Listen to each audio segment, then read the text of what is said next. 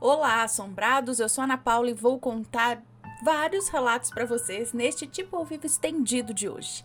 Tudo bem com vocês? Eu espero que sim, que esteja tudo bem. Já vou pedindo para deixar o like no vídeo. Não se esqueça da Loja Assombrada e se ainda não é inscrito, se inscreva no canal, beleza? E vamos começar com mais um relato de lobisomem. Falo que tem um monte de relato de lobisomem por aí. E vamos com esse daqui, que é... Cadê? Onde está? O lobisomem e o ladrão de plantas. Vamos ver do que se trata. Olá, Ana, Matheus e assombrados. Eu sou o fulano, moro no interior do Rio Grande do Sul, em uma cidade bem pequena, chamada Tal. Tá, bom, ele falou que pode falar o nome da cidade, que até os conterrâneos iam gostar de ver o nome da cidadezinha aqui no canal. Este relato não terá nomes. Ah, tá, tudo bem. A história aconteceu... Ah, não, ele tá falando do meu, peraí. É que eu fico pensando, falo o nome da cidade, não falo, mas acho que tudo bem, olha lá. Ele falou em uma cidade bem pequena, moro, né? Em uma cidade bem pequena chamada Tavares. Ele falou, pode dizer o nome da cidade, não tem como identificar e tenho certeza que os meus conterrâneos vão gostar de ver a nossa cidadezinha citada no canal. Então, tá aqui, ele é de Tavares, no Rio Grande do Sul. Este relato não terá nomes, beleza. Eu já ouvi várias vezes o relato de que o seu bisavô, no caso o meu, eu acho, né? Cruzou caminhos com um lobisomem. Muito bem, ele colocou a palavra caminhos, porque eu sempre falo, meu avô cruzou com o lobisomem. Aí parece outra coisa, né? Que daí nasceu lobisominhos e eu sou descendente de lobisomem. Não, ele cruzou o caminho com o lobisomem. Muito bem. É um dos meus relatos favoritos, que legal. Eu já cruzei caminhos 2 vezes ao longo da vida com uma criatura semelhante, olha só. Vou contar aqui os 2 casos e eu espero que goste. O primeiro caso aconteceu quando eu estava no 2º ano do ensino médio, em 2012. Eu estudava no período da tarde e marquei de me encontrar com um amigo depois da aula, em uma lan house, para terminar um trabalho para a aula de geografia. Chegamos lá por volta das 6h30 da tarde e depois que terminamos o trabalho, ficamos lá jogando videogame, até mais ou menos umas 8h30 da noite. Eu não tinha permissão para ficar fora até aquela hora. Se não me engano, eu liguei para minha mãe e disse que o trabalho estava demorando mais do que o esperado para poder ficar jogando por mais tempo. Na época eu não tinha videogame, nem computador em casa. Então, quando eu tinha uma oportunidade de jogar, eu aproveitava ao máximo. E que saudades daquela época. Bom, mas como felicidade de pobre dura pouco, acabou faltando energia. Putz, o dia que dá tudo certo, acaba a energia. Acabou a energia. Acabou faltando luz. Ia ter que voltar para casa no escuro ainda por cima. Numa noite nublada. Tava um breu absoluto. Peguei minha bicicleta e comecei a voltar para casa, né? O centro da cidade estava pouco movimentado e bem escuro. E em uma das ruas da cidade tinha uma casa com uma enorme figueira no quintal. Os galhos daquela figueira eram tão longos que iam assim para fora do pátio, lançando uma sombra sobre a calçada e a rua. Enquanto eu passava com a minha bicicleta por baixo dessa sombra, dessa figueirona aí, desse figueirão é sempre assombrado também, né? Debaixo da sombra dessa árvore, um enorme cachorro preto surgiu, bem na minha frente. Ele estava deitado na rua, à beira da calçada, mas era tão escuro que ficava totalmente camuflado na sombra, de modo que se ele não tivesse se levantado, eu o teria atropelado com a bicicleta. Na hora, para mim, pareceu que ele tinha saído de dentro da própria terra. Nem preciso dizer que eu levei um baita de um susto, né? Eu lembro como se fosse ontem. O cachorro era da altura da minha bicicleta e era uma bicicleta de adulto.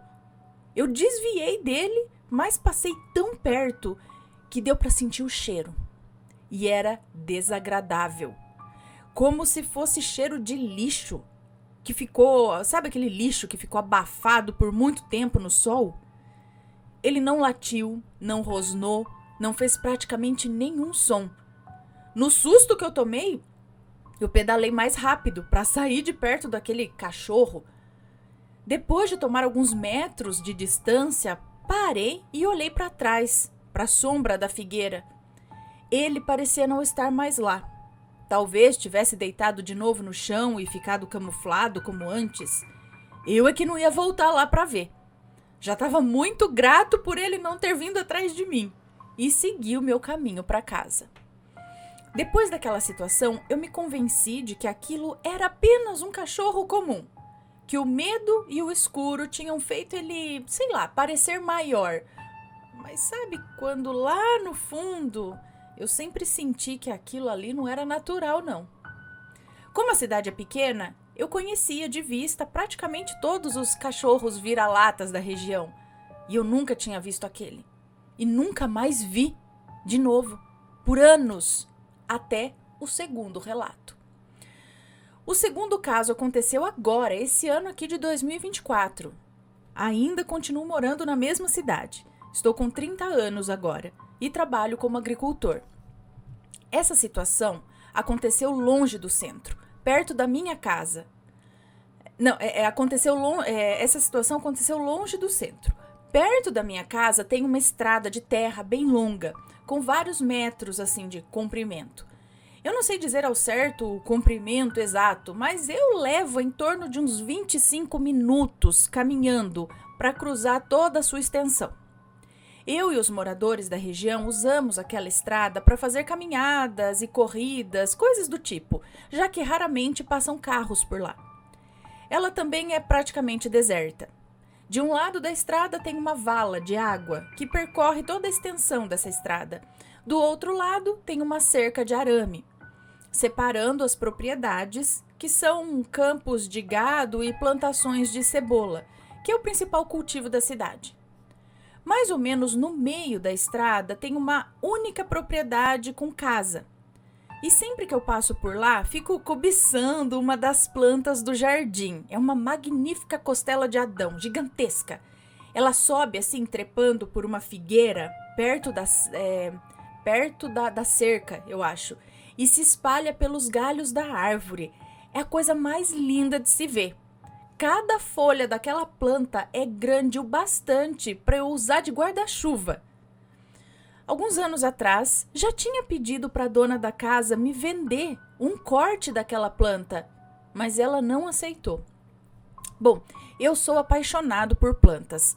Meus amigos até zombam de mim, dizendo que eu pareço uma tia velha. E tenho que confessar que de vez em quando eu roubo uma mudinha do quintal de alguém. Quem nunca, né? Minha mãe que o diga. Meu lema é: cresceu pra fora da cerca, é minha. Não me julguem, tá? Eu sempre pego uma mudinha pequena. Não faz mal a ninguém também, né, gente? Uma mudinha só.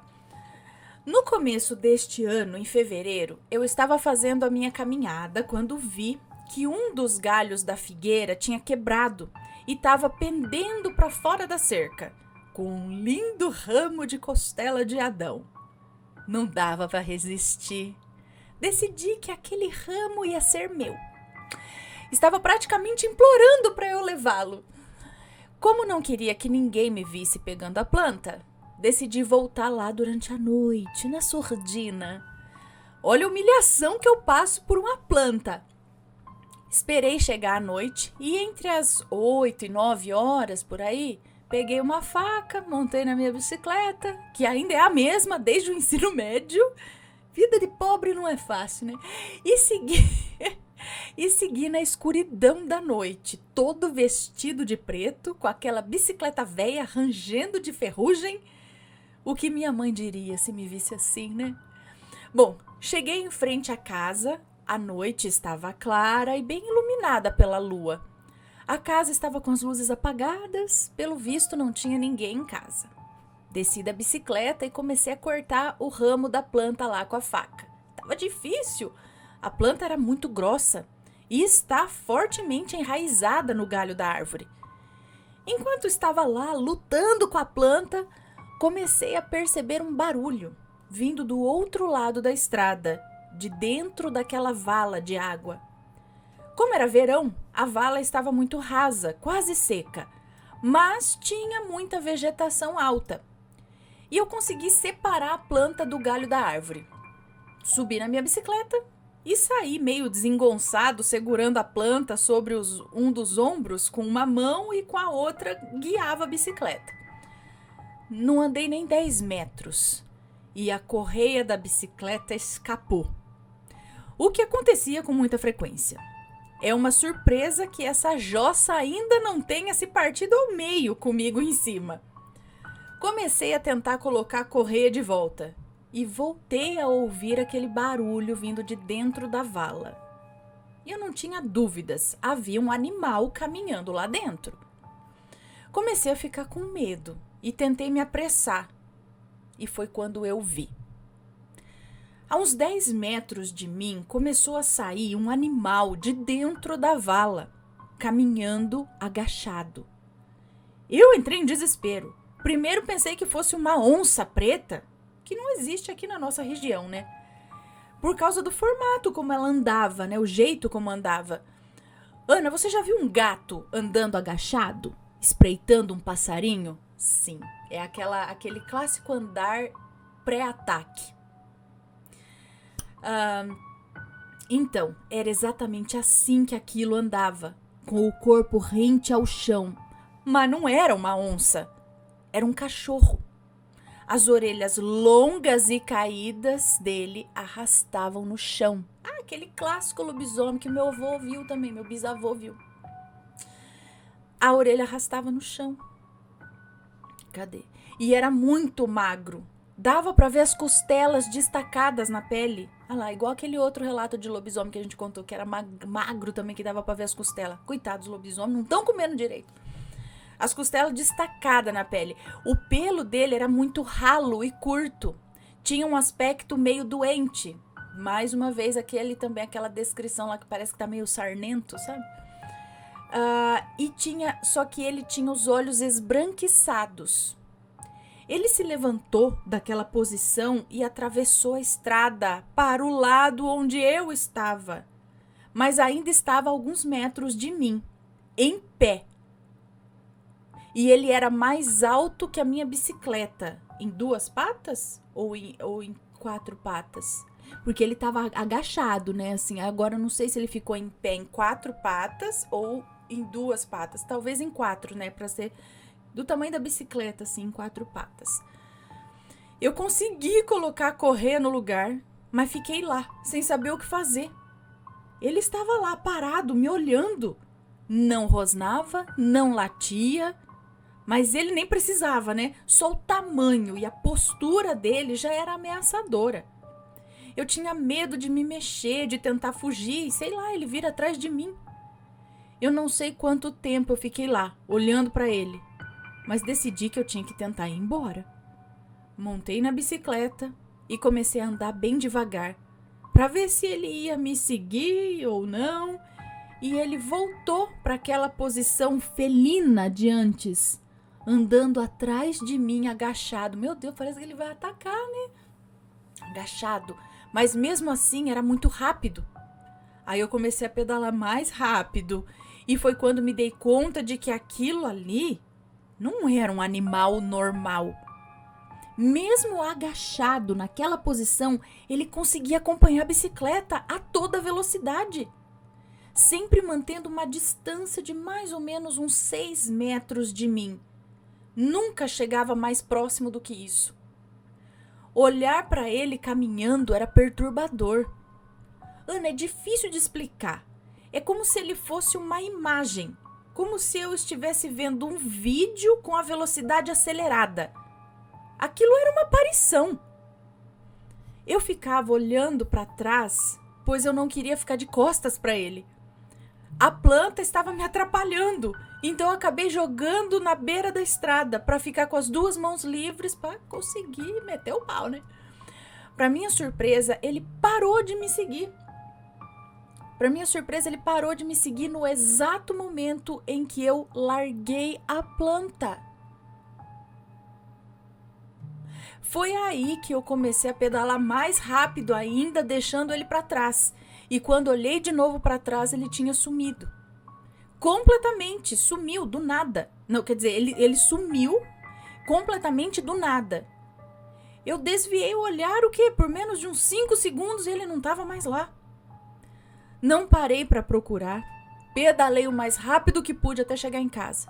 Fiquei sem sair na rua de noite por um bom tempo e nunca mais voltei naquela estrada sozinho. Nunca contei isso pra ninguém e nunca mais roubei nenhuma planta de novo também. Durante a noite, pelo menos. Bom, Ana e Assombrados, essa segunda situação me fez acreditar que a primeira, de anos atrás, também era sobrenatural.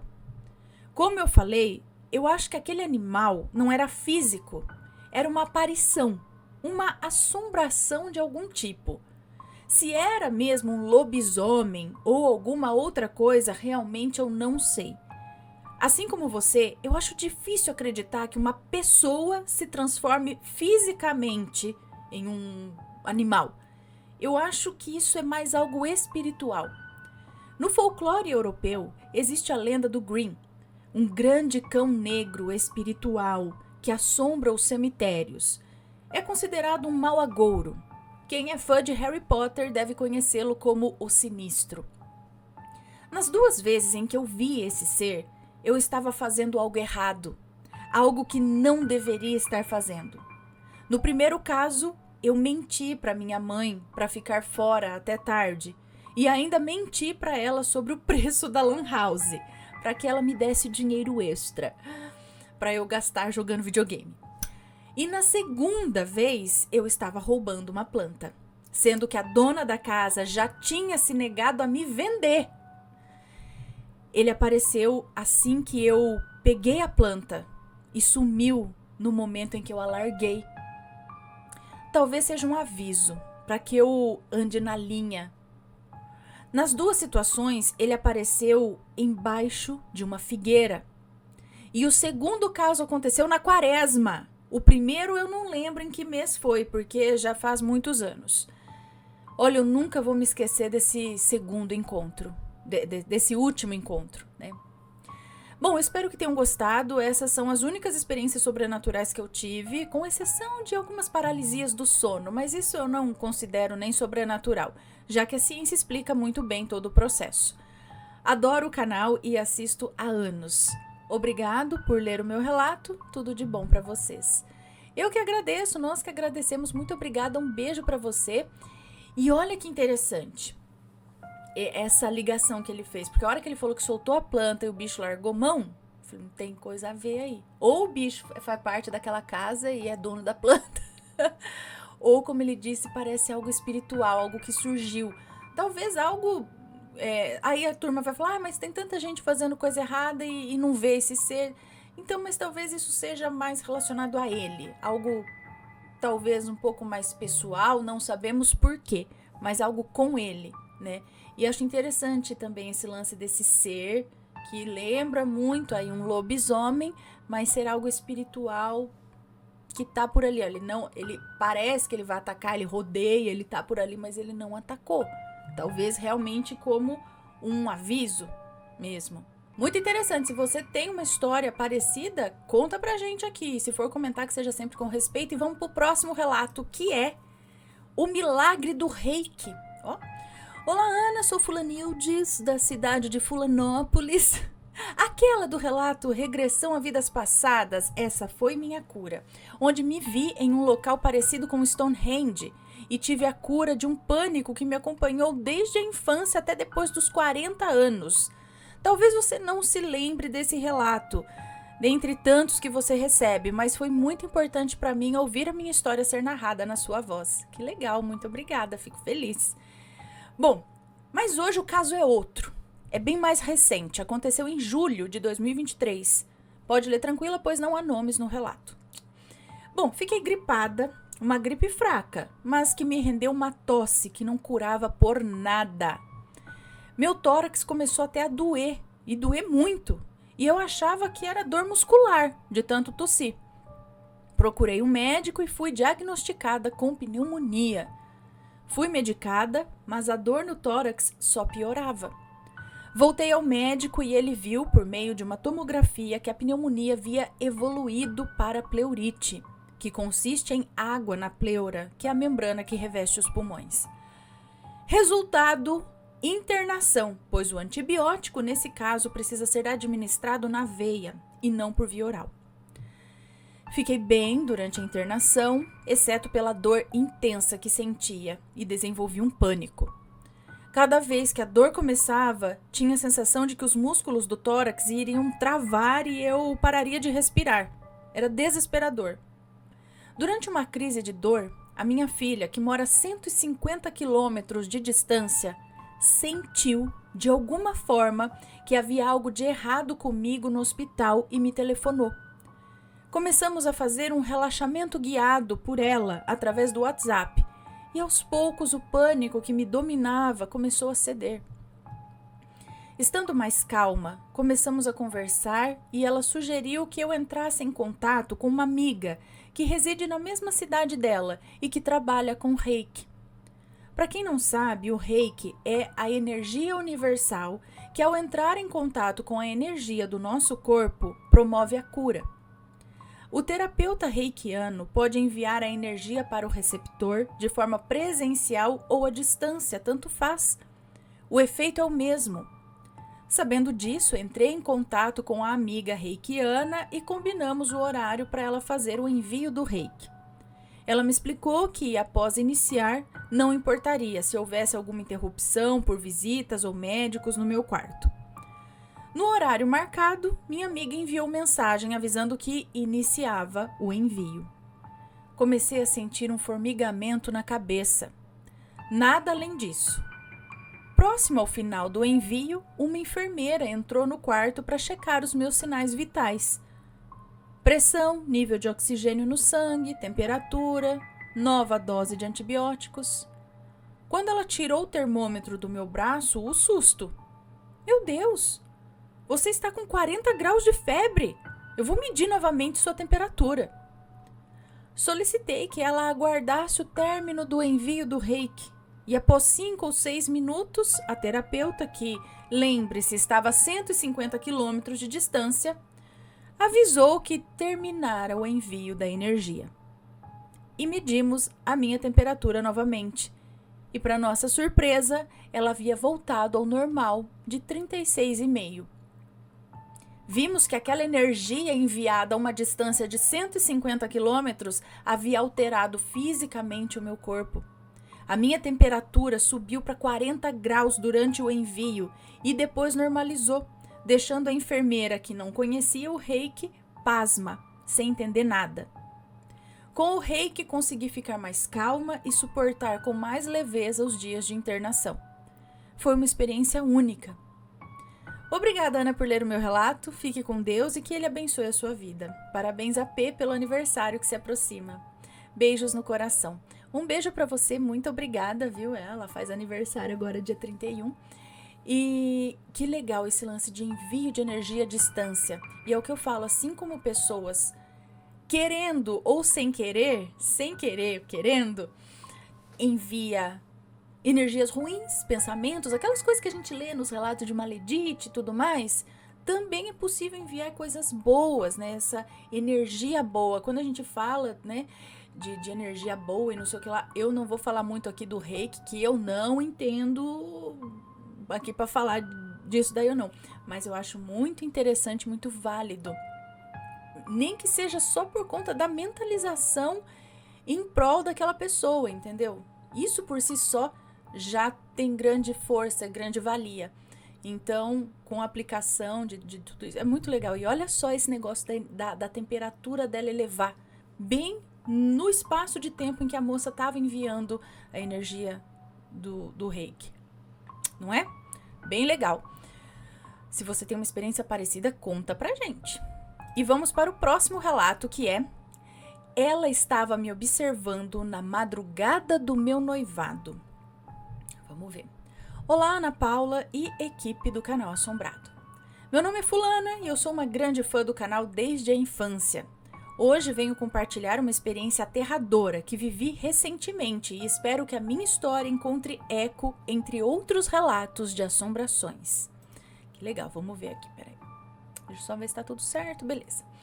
Bom, eu tenho 21 anos e estou noiva. Parabéns. Namoro meu noivo há 5 anos e moramos juntos há 3.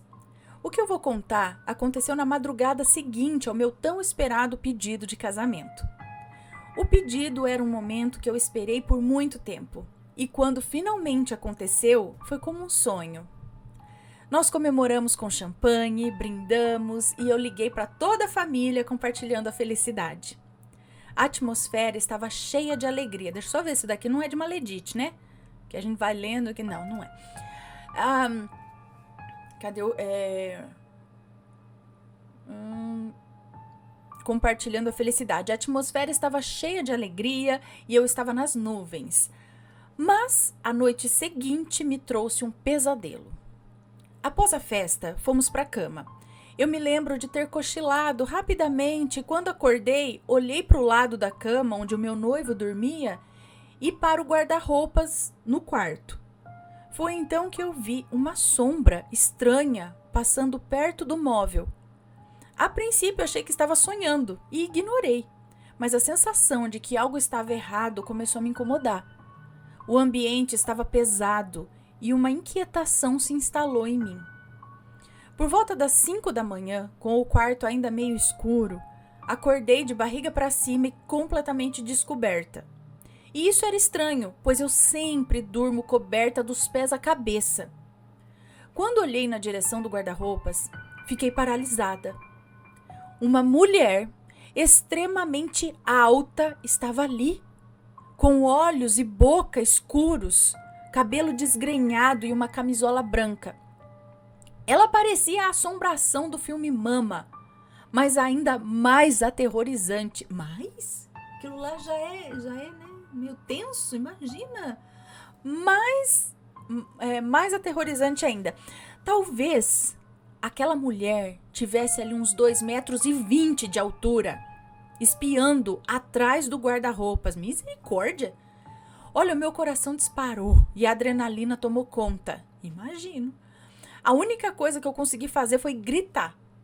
Foi quando eu olhei para o meu lado esquerdo e percebi uma sombra escura. Outra! Uma silhueta de um homem bem do lado da cama, me observando por cima. Aí Ferruz falou, galera, o que está acontecendo aqui? O pânico me paralisou e o grito saiu involuntário. Ele, por sua vez, virou-se para a mulher e gritou de volta, como se estivesse debochando de mim. Eu só sabia gritar. E em meio a esse terror, ela gritou de volta com um som profundo que parecia vir de outra dimensão. Era um rugido tão forte que o cabelo dela chegou até a balançar, como se estivesse numa tempestade. A voz dela tinha um timbre que gelava a espinha. Desesperada, eu tentei acordar meu noivo, cutucando por baixo das cobertas. Mas, como sempre, ele dormia profundamente, incapaz de ser despertado nem mesmo pelo barulho daquela situação. Foi então que tomei coragem e me cobri completamente com o edredom, esperando que isso me protegesse. Quando virei de lado, o meu noivo acordou, mas só mudou de posição e continuou dormindo. Abaixo da coberta, eu recitei o Salmo 91 tantas vezes que eu perdi a conta. Enquanto o quarto começava a clarear, sinal de que o amanhecer se aproximava. Finalmente, quando a luz do dia começou a invadir o quarto, eu reuni toda a coragem que pude e me descobri de uma vez. Pá! Sentando na cama e olhando para o canto onde a mulher estava. E para minha surpresa, ela não estava mais lá. Não, que bom, né? Meu noivo, ao ver o meu movimento abrupto, perguntou o que tinha acontecido. E ainda olhando fixamente para o lugar onde ela estava, eu disse que eu estava com sede. Ele levantou e foi buscar água, e só então eu comecei a me sentir mais tranquila, acreditando que a entidade realmente tinha ido embora. Afinal, se estivesse ali, ele certamente teria gritado também. Quando ele voltou, tomou um gole de água e voltou a se deitar.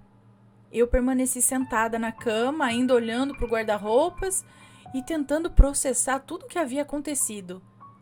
Olhei para o meu celular, que estava debaixo do travesseiro, e vi que era 5h23 da manhã. Isso me fez pensar que toda aquela agonia começou por volta de umas 5h10 da manhã. Pesquisei muito sobre entidades que assombram noivas na noite do noivado, mas só encontrei menções à famosa mulher de branco. Vai, era uma mulher e estava de branco. Às vezes, né? Até hoje eu não sei o que realmente aconteceu aquela noite. O que sei é que foi muito real e não me sinto à vontade para compartilhar isso com muita gente. Mas achei que era importante trazer aqui na esperança de encontrar alguém que tenha passado por algo parecido. Agradeço por ler a minha história. Um abraço. Um beijo para você, muito obrigada. O que eu achei curioso é você estando noiva, né, ali, vai casar, e essa aparição ter um vestido branco, ser uma mulher, e a outra aparição, um homem. Será que eles também eram noivos? Será que eles chegaram a se casar? Estavam prestes a se casar? Porque apareceu um casal também. E eles gritando ali do lado de vocês, um de um lado, outro do outro. Será que eles, sei lá, porque se conectaram a vocês? Vocês estavam conseguindo realizar algo que talvez para eles não deu certo e eles queriam ficar por perto, ou não queriam que acontecesse, ou queriam e queriam vampirizar a energia dessa situação. Não sei. Mas, gente, a mulher tem uns 2,20 m de altura, assim, pouco assustador. Aí, será que esse espírito foi ficando revoltado com a situação e não sei o quê, e por isso ele se mostra de uma maneira monstruosa, desse jeito, por conta dos pensamentos, de como ela... dos sentimentos, eu não sei, que ela guarda e ela vai se mostrando de uma maneira mais feiona, assim... Mas eu achei curioso isso, de ser um casal que tava ali. E agora eles gritando. Ai, meu Deus. E depois nunca mais. Depois não viu mais. Que bom, né? Mas mesmo assim, eu acho que eu ia fazer uma bela de umas limpeza, oração e tudo mais ali. Curioso, curioso. Próximo relato. Espíritos de doenças? Espíritos de doenças? Vamos ver. Deixa eu só dar uma olhadinha aqui. Bom. Olá, Ana e queridos assombrados. Eu estava com saudades de vocês. O relato que venho contar aconteceu comigo há algumas semanas atrás. Tenho 62 anos, não tenho irmãos, mas o meu marido tem uma penga deles. Ana, depois de várias decepções, eu preferi não ter muita aproximação com a família do meu marido. Espero que vocês me entendam. Mas a minha cunhada mais velha, que vem depois do meu marido, sofreu um derrame bilateral e entrou naquele quadro de demência, já que as mulheres da família têm em seu DNA essa predisposição ao Alzheimer. Aí, todos lembram da enfermeira aqui. Minha cunhada mora na casa dos fundos e suas cunhadas moram na casa da frente. E são cuidadas por 2 mulheres cuidadoras de idosos. Vivem uma existência muito triste, também afligidos pela doença. Agora, minha cunhada viúva se abateu com um derrame e suas consequências. Mas sem enrolação, vamos ao sobrenatural. Depois de anos sem colocar os meus pés na casa da família do meu marido, fui convidada a dar o meu parecer como enfermeira. Conhecendo bem a família, fui bem direta em aconselhar a levar ao neurologista com urgência. Estava eu na casa da frente, conversando com a cuidadora das senhoras, observando os cuidados e vi sair de um quartinho escuro e frio uma sombra bem negra, encurvada como um velho. Saiu desse quartinho e saiu fazendo um barulho, como um gemido. Olhei e vi, indo na direção da casa da minha cunhada, nos fundos, vi isso indo na direção da casa dela. Olhei para a cuidadora e ela estava com os olhos arregalados, dando mostra de que também viu. Ela é cristã e disse que via isso todos os dias. Várias sombras, aliás, várias sombras escuras voando pela casa, vindas desse quartinho. Então, as palavras dela me surpreenderam. Ela disse assim: são os espíritos de doenças, de enfermidades. Hoje, a cada dia, a minha cunhada se encontra pior e as sombras escuras continuam a sobrevoar as duas casas atualmente. A cuidadora me contou que quando uma dessas sombras se aproxima um pouco mais, uma das idosas que está com um quadro pior de demência costuma ficar batendo palmas de forma bem coerente, como se a estivesse saudando ou chamando-a. Ana, eu evito estar nessas casas porque são inúmeras sombras que a gente sabe que não é coisa boa, sabe? Que parecem se alimentar de doenças e sofrimento. E este é meu triste relato. Beijos em você, nos queridos assombrados e na nossa querida, agora mocinha linda Penélope. As sombras continuam a sobrevoar as duas casas, viu? Credo, gente! Um beijo pra você, obrigada. Então, mas só porque a pessoa tá enferma, essas coisas ficam ali se aproveitando, sugando a energia da doença? Mas qualquer pessoa doente fica nessa situação? Ou isso talvez não esteja tão ligado somente à doença em si, mas ao campo vibracional da pessoa doente? Não sei. Não sei. Ai, credo. Então, qualquer um, sim, tem que tomar muito cuidado com essas... Ou isso não vem para todo mundo? Espíritos de enfermidade. Alguém sabe mais a respeito disso? Deixa aqui nos comentários ou envie o seu relato se tem uma história parecida. Achei curioso. Achei interessante. E não é a primeira vez que eu ouço falar nisso, né? Mas é bem interessante. E vamos agora para o próximo e último relato de hoje, que é A Coisa Saiu do Meu Sonho. É isso? Eu já contei? Não contei? Vamos ver. Olá, Ana, venho vos contar um sonho um tanto quanto estranho. E eu digo isso porque tal coisa nunca me ocorrera. Para dar um contexto, tenho que contar que vivo com a minha mãe e 3 pets, sendo eles 2 gatos e um jabuti. Pois bem, minha casa é uma das mais infelizes que eu conheço, rodeada de brigas todo santo dia. É discussão na certa. Parece mais que moram 2 inimigas do que mãe e filha. É uma moça que nos conta? É isso? Moro com a minha mãe e 3 pets. As 2. Há poucos dias, coloquei um piercing no umbigo, escondida, pois sabia que a Maledite, vulgo minha mãe, não deixaria. Mas não é relato de Maledite, é? Não. Tá. O foco não é na Maledite, beleza. Então, eu sabia que eu não ia deixar. Tenho que explicar também que eu sou maior de idade, eu tenho meu trabalho e tal, mas ela é louca e narcisista e me vê como uma posse. Logo, controla até quantas vezes eu vou ao banheiro. Bom, depois de uns dias, ela descobriu o piercing e foram muitos palavrões de baixa vibração e o clima já pesou. Ana, ela só abre a boca para me amaldiçoar e falar que vai matar os meus animais enquanto eu não estiver em casa. E eu só peço proteção para a mãezinha do céu, Nossa Senhora Aparecida. Depois de alguns dias dessa discussão, veio outra, mais tensa ainda, por conta do meu dinheiro. E depois dessa, uma outra briga mais tensa ainda, onde ela me disse que me mataria também.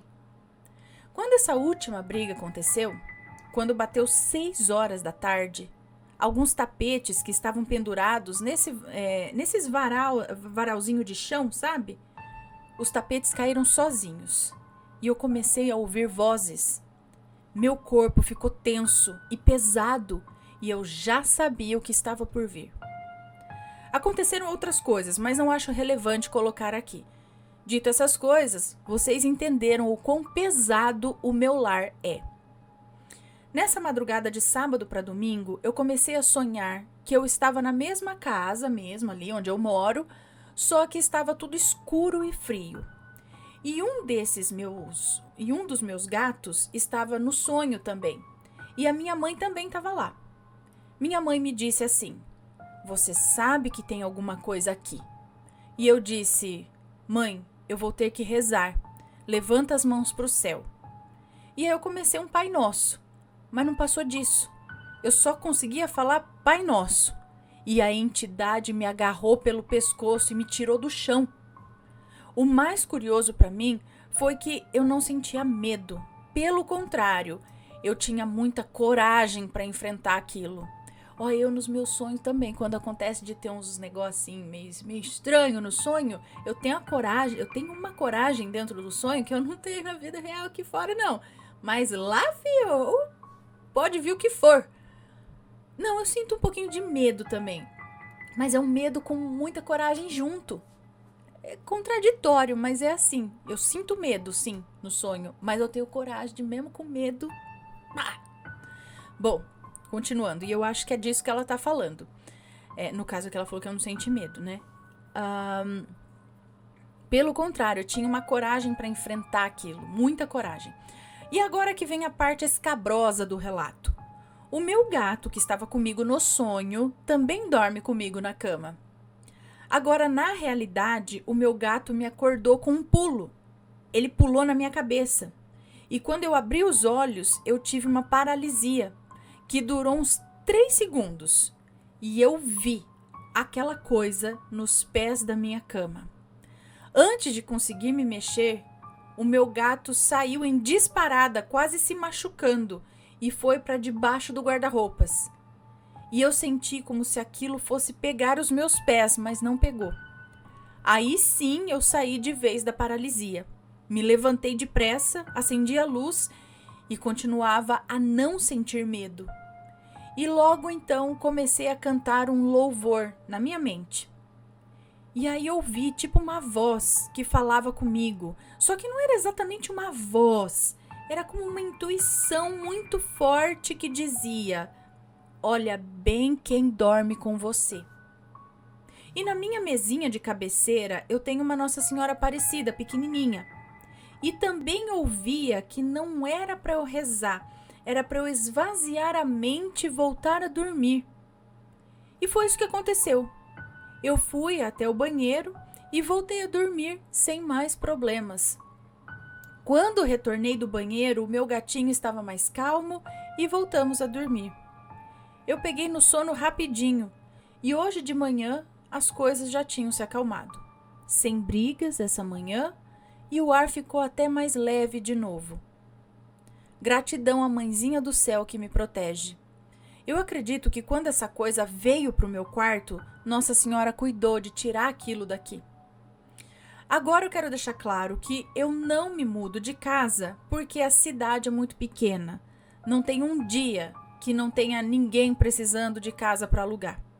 Mas garanto que na primeira oportunidade eu vou embora sim. E também esclarecer que eu sou médium. E numa próxima oportunidade vou contar com mais detalhes a minha vida e que eu consigo ir para outros lugares através dos sonhos.